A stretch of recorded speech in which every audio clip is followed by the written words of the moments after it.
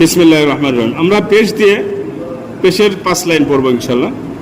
যেমন অফ লাম পেশ উল, উল কোরআনে অনেক জায়গায় আছে, এর ভালো করে শিখতে হবে। অফ মিম পেশ উম, অফ র পেশ উর,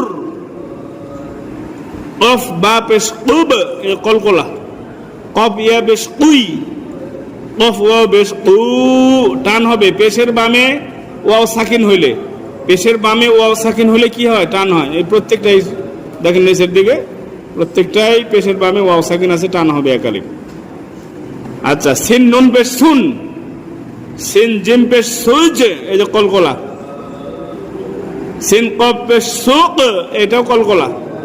সিন ফা পেশ সুফ, সিন ইয়া পেশ সুই, সিন ওয়া পেশ সু। লাম বা পেশ লুব, কলকলা। লাম ফা পেশ লুফ, লাম হা পেশ লুহ, লুহ ভালো করে উচ্চারণ করবেন। হা লাম হা পেশ লুহ, লাম র পেশ লুর, লাম ওয়া পেশ লু। দাল নুন পেশ দুন, দাল র পেশ দুর, দাল কাফ পেশ দুক, দাল সিন পেশ দুস, দাল ঝা পেশ দুজ, দাল ওয়া পেশ দু। হা সদ পেশ হুস, এই যে গোল হবে মোটা হরফ, হুস। হা সিন পেশ হুস, হা সিন পেশ হুস, হা সা পেশ হুস। হা কন্ট্রোনালিতে যাবে আর সা জিব্বা বের হবে, হুস। হা ইয়া পেশ হুই, হা ওয়া পেশ হু।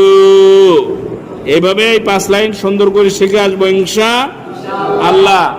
আর সাথে কিন্তু আপনাদেরকে ওই যে কলকলা এবং লেনের হরফ অবশ্যই ভালো মতো শিখে আসতে হবে। হবে না হইবে? হইবে ইনশাআল্লাহ। ঠিক আছে।